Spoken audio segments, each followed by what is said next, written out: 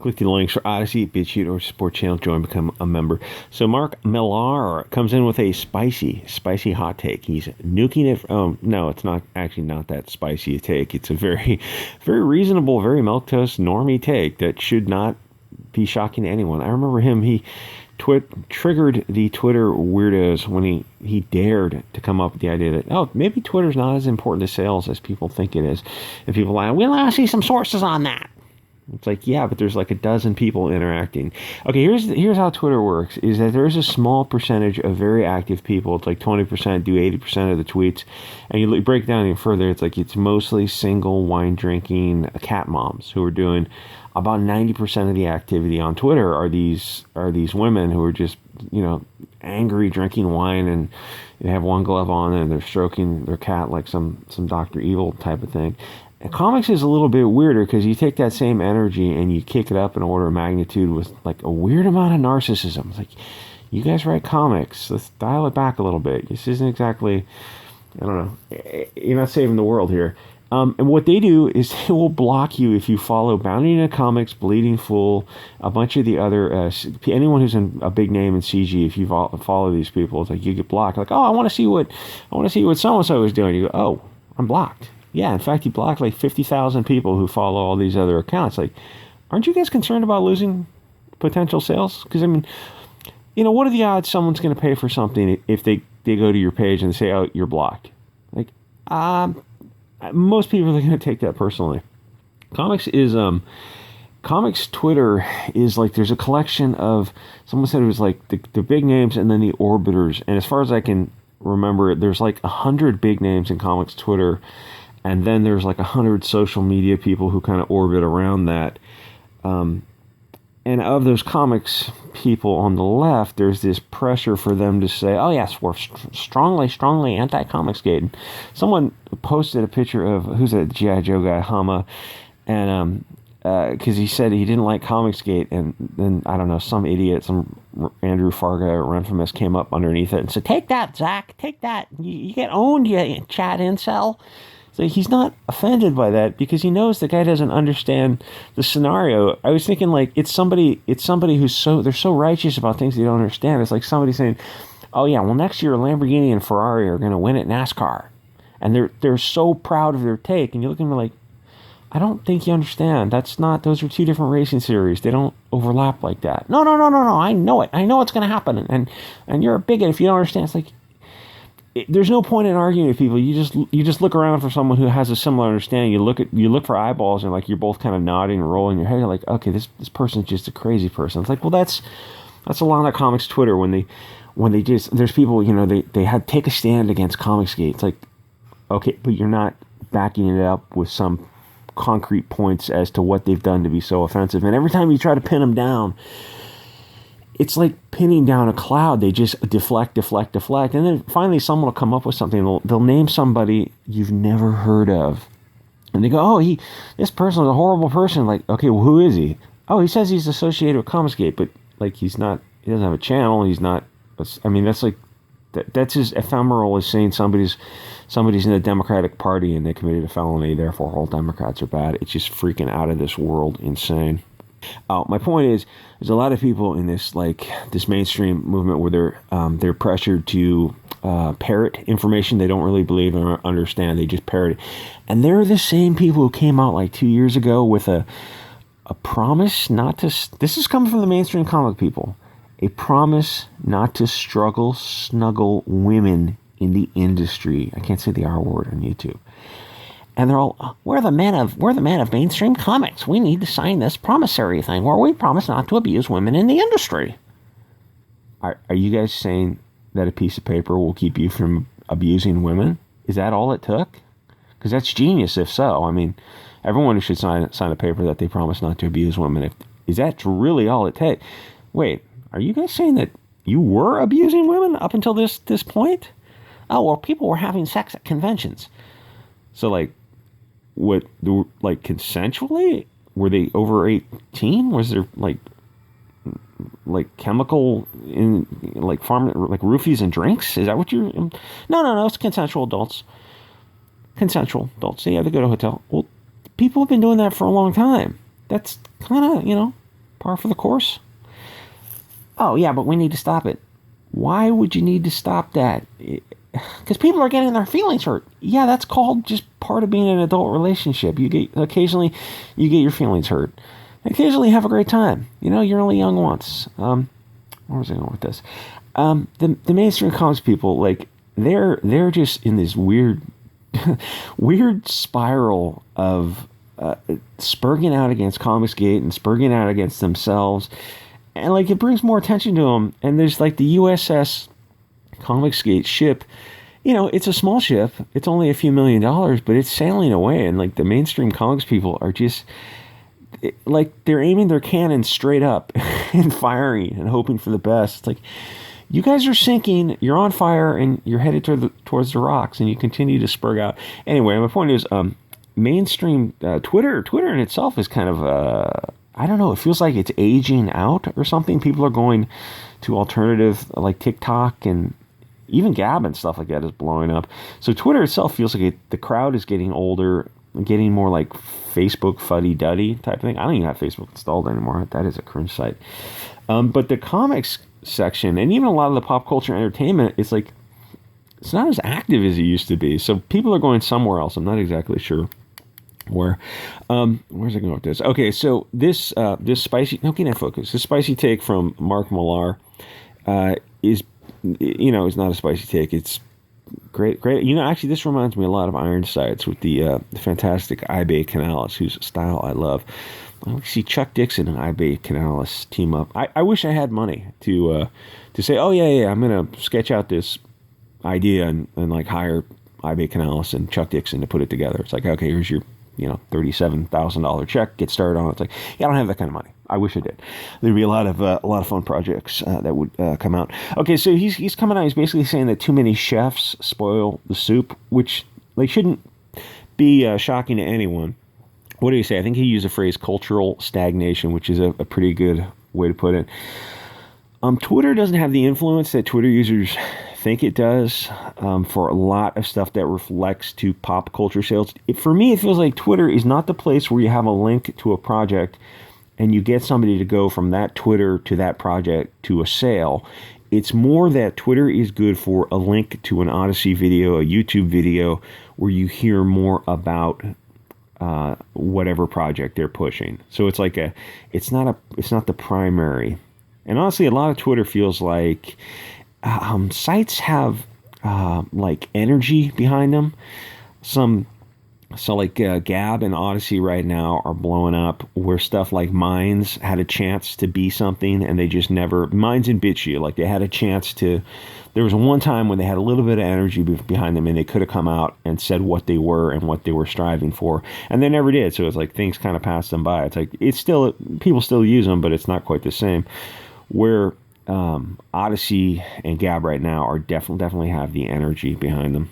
Anyway, Twitter's a bunch of kids who are outraged about things that they don't really care about. We always said that they're protesting things that they didn't buy in the first place, which is why they don't affect sales. Whatever is popular at the moment is what they get outraged about. Remember that coming of age cat book about girls who are hitting puberty?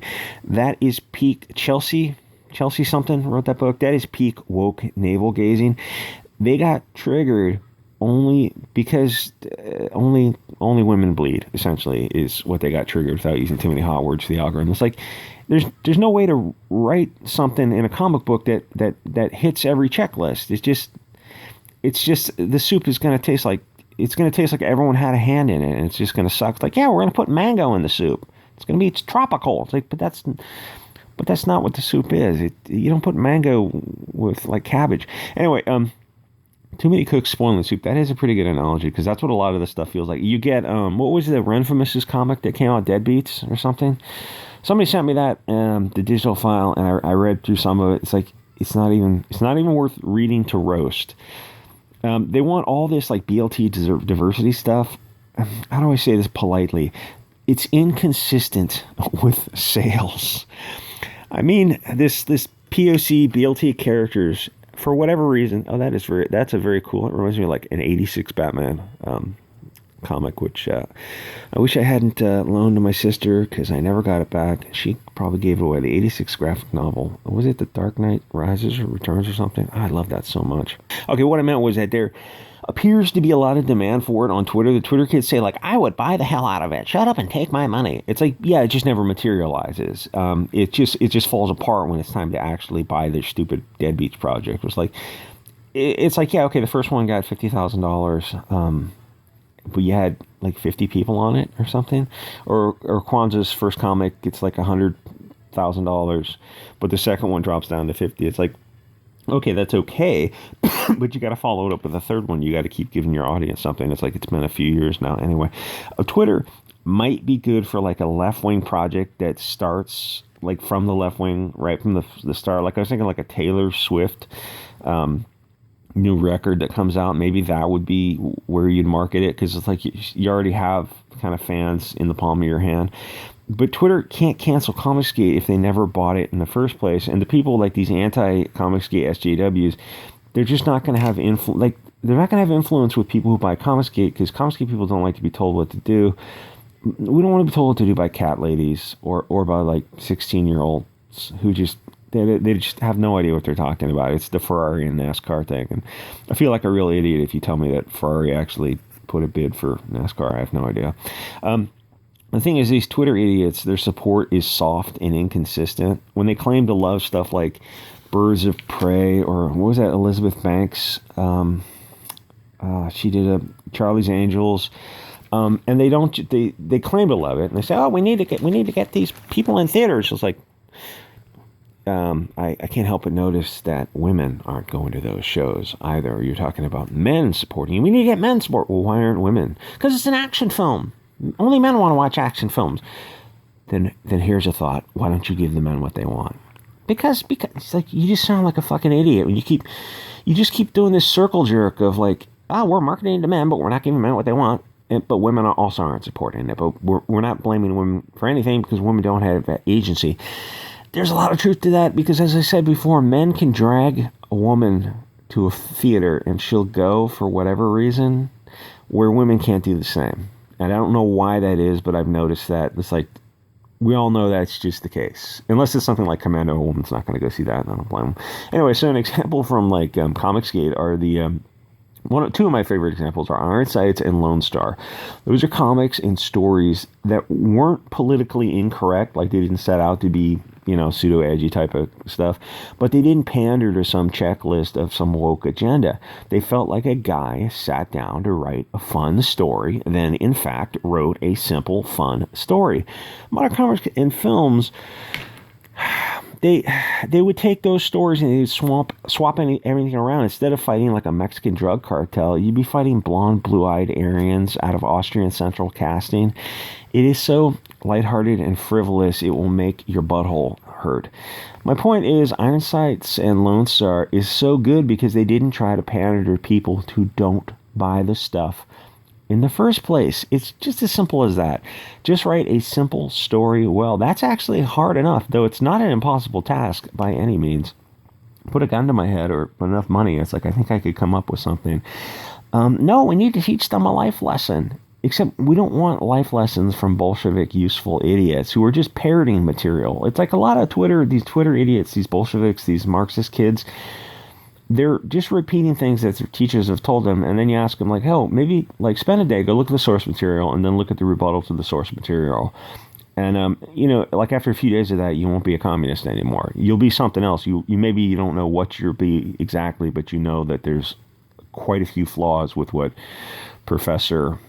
I won't say it, has been teaching you. It's not even life lessons. It's so bizarre that they're pushing this like diversity nonsense nobody cares about. Nobody buys this stuff. It seems to be against human nature for people to be into it. It's like pushing stories about hippos and elephants or playing around together. I don't know. Do they get along? I don't think they do. I think they occupy different zones on the grassland. Nobody cares. They spend a lot of time trying to convince us to care, but we just don't care. You can't, I was going to say you can't pay us to care. You can pay us to pretend to care, but it's even worse than that because you're expecting us to pay you to be lectured to. None of that makes sense. Mark Millar is just saying the obvious. Why are people listening to a bunch of 12-year-old developmentally disabled people on Twitter? And I don't know if that's fair. They're just young and dumb. I remember when he made that point about nobody caring about Twitter, and the Heather Antos types got in there and like, wait, where'd you hear that from? Where'd you hear that from? He's like, I heard it from marketing. He said something like, I don't know, 90% of people are not on, the comics buyers are not on Twitter. And you look at Twitter, you're like, yeah, that seems about right. Not as many people are on Twitter as you think they are. And then you look at comics Twitter, and you're like, yeah, it's a ghost town. Even the best thing to happen to comics Twitter was Comicsgate. And if you were in the mainstream back then, all you had to do was, I'm not saying you had to get on board, but you could have been fair about it. And the thing is, they're like, the way SCWs work is they're like herding animals, where they make a circle, and they have the bulls on the outside with the horns out to protect everyone in the inner side. So it's like they don't want anyone going out to the periphery of the circle, and then if you get excluded on the outside, extruded out to the out of the circle, you're now the enemy.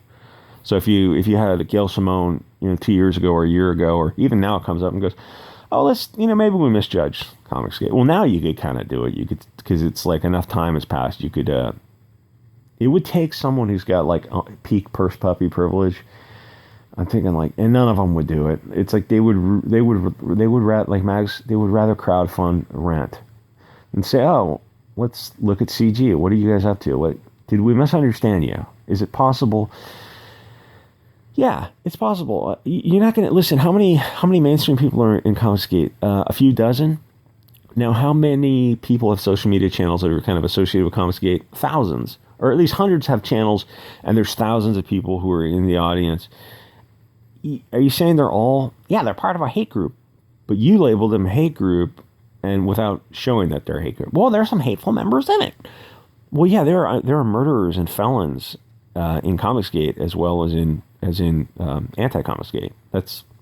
I'm willing to bet there are more people who commit malum and say acts in anti-Comicsgate, because I've seen evidence of their violent ideations. They have violent fantasies in anti-Comicsgate.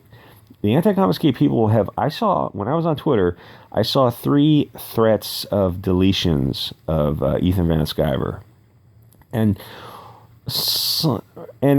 I saw 2 other threats that were like concrete threats of violence against CG people, and then violence against Richard Meyer. So, all in all, half dozen to a dozen concrete threats of violence coming from anti-Comicsgate, like threats of time, place, and manner, imminent threat of grievous bodily injury. And I didn't see people in anti-Comicsgate, the mainstream comics people, call it out, say, hey, listen, threatening saying you're stalking someone's child, that's sick behavior, because they're scared to call it out because that's their side. Anyway, like, comment, subscribe. I'll see you guys on the next episode.